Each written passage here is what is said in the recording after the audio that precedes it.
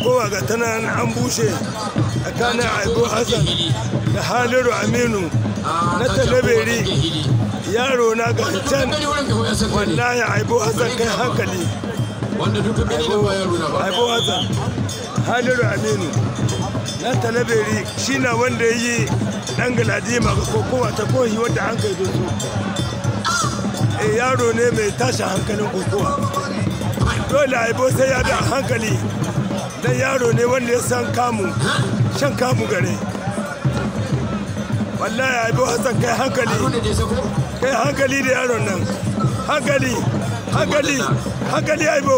Subhanallah, aiki da halalata. Hankali Aibo. Kam. Wallahi Aibo in ba ya shirya ba. Kaga wanga yaro. Shegu nan yarana. Sai su kada babba sannan su ba shi girma. Kaga Adamu shi da kuma. Wallahi.